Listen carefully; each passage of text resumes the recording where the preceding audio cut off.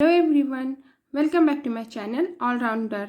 आज मैं आपके सामने बहुत ही प्यारी स्टोरी लेकर आई हूँ। आशा है कि आपको ज़रूर पसंद आएगी।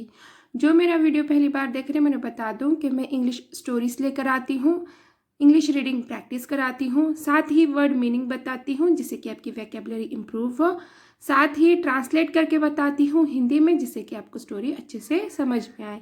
तो चलिए अब हम हमारी स्टोरी को स्टार्ट करते हैं। इस स्टोरी का नाम है the beautiful rose and the thorny cactus. Beautiful सुंदर, रोज यानी गुलाब, एंड यानी और, थॉर्नी यानी कि कांटेदार, कैक्टस यानी कि ये नाउन है।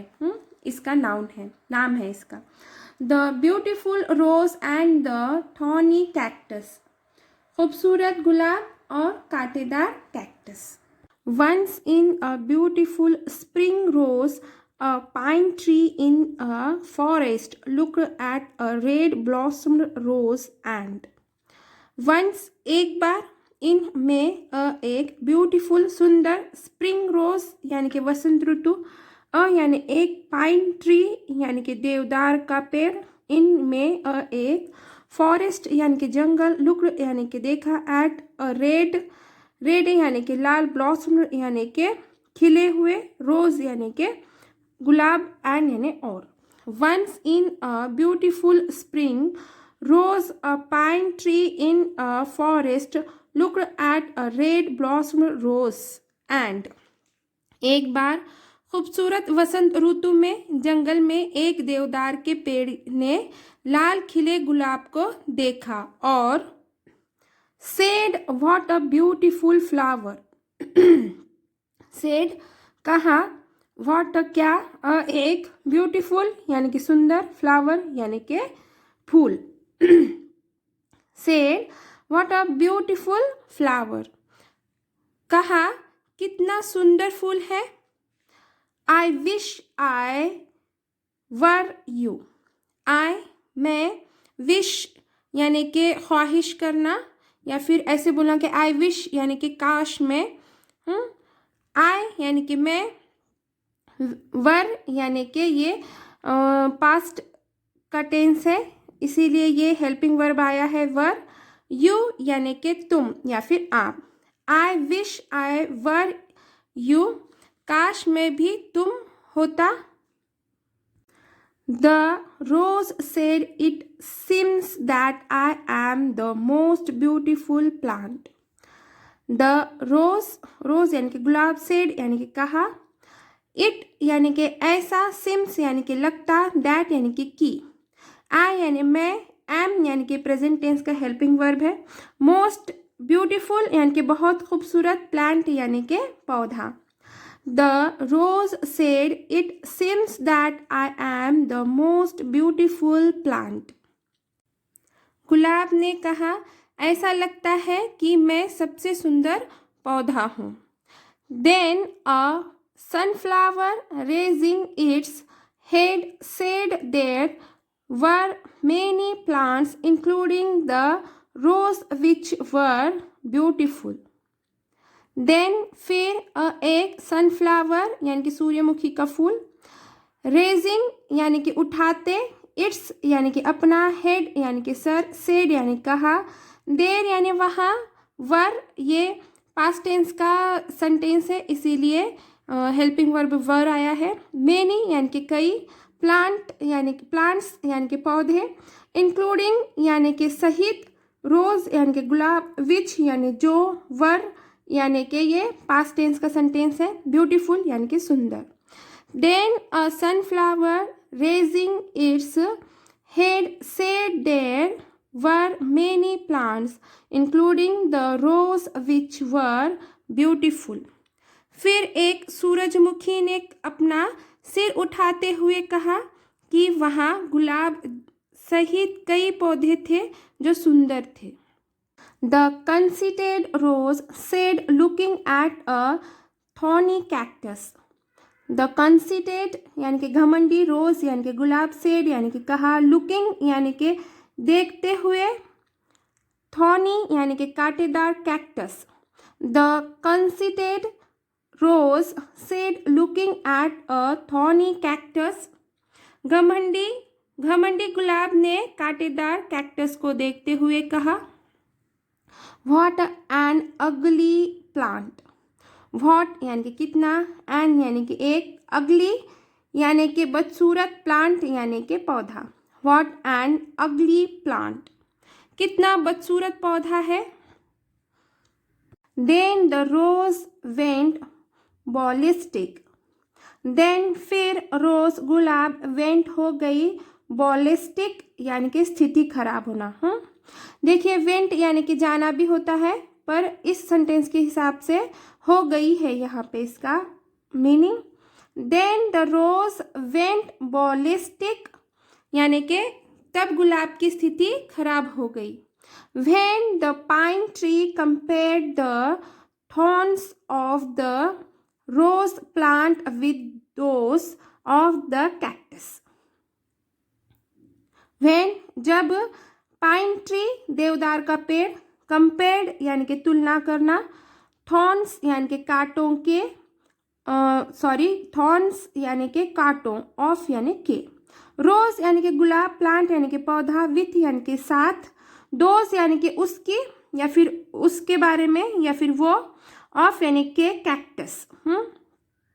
When the pine tree compared the thorns of the rose plant with those of the cactus. जब चिड़ के देवदार के पेड़ ने गुलाब के पौधे के कांटों की तुलना कैक्टस के कांटों से की, the rose raged at the cactus to be his neighbor. The rose gulab, raged यानी कि क्रोधित होकर, कैक्टस his यानी कि अपना, neighbor यानी कि पड़ोसी। The rose raged at the cactus to be his neighbor. Gulab cactus को अपना पड़ोसी मानकर क्रोधित हो गया। And infuriatingly tried to move his roots away from the cactus but couldn't. And और infuriatingly क्रोधित होकर, tried यानी कि कोशिश करना, move यानी कि सरकने की, his यानी कि his roots यानी कि अपने जड़ें या फिर उसकी जड़ें, from यानी कि से, cactus but यानी कि लेकिन, ये नाउन है, कैक्टस नाउन है, couldn't यानी कि नहीं सका, वो करना चाहता था पर नहीं कर सका। And infuriatingly tried to move his roots away from the cactus but couldn't. और क्रोधित होकर अपनी जड़ों को कैक्टस से दूर करने की कोशिश की, लेकिन ऐसा नहीं कर सका। स्प्रिंग पास्ट यानी कि ऋतु बीत गया, एंड यानी और, life became difficult when in sweltering hot days plants. And और, लाइफ यानी कि जीवन, बिकेम यानी हो गया, डिफिकल्ट यानी कि कठिन, व्हेन यानी जब, इन यानी में, sweltering यानी कि प्रचंड गर्मी, हॉट यानी कि गर्मी, और sweltering हॉट यानी कि प्रचंड गर्मी, डेज यानी कि दिन, प्लांट्स यानी कि पौधे। And life became difficult when in sweltering hot days plants and, और जीवन कठिन हो गया जब प्रचंड गर्मी के दिनों में पौधों और animals needed water and there was no rainfall. Animals यानी कि जानवर, needed यानी कि आवश्यकता, water यानी कि पानी, and यानी और, was यानी कि ये पास्ट टेंस का सेंटेंस है इसलिए हेल्पिंग वर्ब आया, नो यानी कि नहीं, रेनफॉल यानी कि बारिश। Animals needed water and there was no rainfall. जानवरों को पानी की आवश्यकता हुई और बारिश नहीं हुई।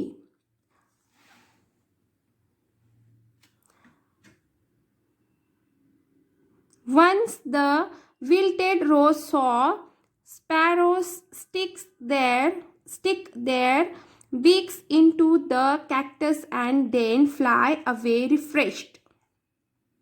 Once एक बार, विल्टेड मुरझाया हुआ, रोज यानी कि गुलाब, सॉ यानी कि देखा, स्पैरोस यानी कि गौरिया, स्टिक यानी कि डाल देती है, डाल दिया।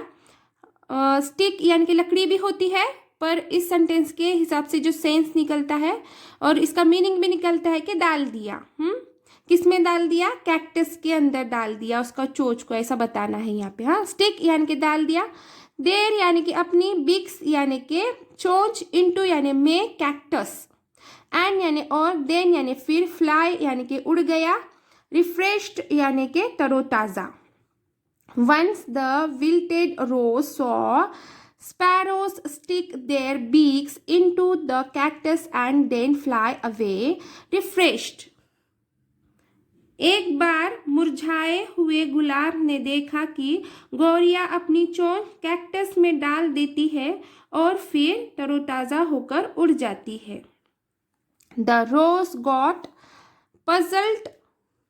द रोज यानी कि गुलाब, गॉट पजल्ट यानी कि हैरान हो गया। गॉट और पजल्ट ये दोनों वर्ड जब एक साथ आते हैं तो उसका मीनिंग निकलता है कि हैरान हो गया। पर गॉट का मीनिंग तो बहुत आते हैं, जैसे कि पाना, ऐसे नहीं, क्या बहुत सारी मीनिंग है। पर जब पजल्ट के साथ में उसका जब वो जुड़ता है तो उसका मीनिंग होता है हैरान होना। द रोज गॉट पजल्ट यानी कि हैरान हो गया। The tree explained. The tree यानी कि पेड़, explained यानी कि समझाया। The tree explained, पेड़ ने समझाया। The birds got water from the cactus that hurts, but the birds यानी कि पक्षी, got यानी कि मिलना, water यानी कि पानी, from यानी कि से, cactus ये नाउन है, that यानी जो, hurts यानी कि दर्द। The birds got water from the cactus that hurts. पक्षियों को कैक्टस से पानी मिलता है जो दर्द देता है। But the cactus does not like to see any birds suffer. But लेकिन the cactus यानी कि ये नाउन है, डज नॉट ये हेल्पिंग वर्ब है और नॉट ये नकारार्थी वाक्य है, इसलिए नॉट है, नॉट यानी नहीं, लाइक यानी कि पसंद, सी यानी कि देखना, एनी यानी कि किसी भी बर्ड्स यानी कि पक्षी, एनी बर्ड्स यानी कि किसी भी पक्षी, सफर यानी कि पीड़ित। But the cactus does not like to see any birds suffer. लेकिन कैक्टस को किसी भी पक्षी को पीड़ित होते देखना पसंद नहीं है। The rose blushed with shame. The rose गुलाब, ब्लश्ड यानी कि लाल होना, विथ यानी से, शेम यानी कि शर्म से। The rose blushed with shame, गुलाब शर्म से लाल हो गया। अब moral of the story, moral, हाँ, नेवर जज anyone by his appearance. Never यानी कि नहीं, जज यानी कि आंकना, एनी वन यानी किसी को, बाय यानी से, हीज यानी कि उसकी, अपीयरेंस यानी कि शक्ल। नेवर जज anyone by his appearance, कभी भी किसी को उसकी शक्ल से नहीं आंकना चाहिए। तो चलिए यहीं पे हमारी छोटी सी स्टोरी ख़त्म होती है। आशा है कि आपको ज़रूर पसंद आई होगी और पूरा वीडियो देखने के लिए थैंक यू। अगर से आपको मेरा वीडियो पसंद आया तो प्लीज़ इसे लाइक कीजिए।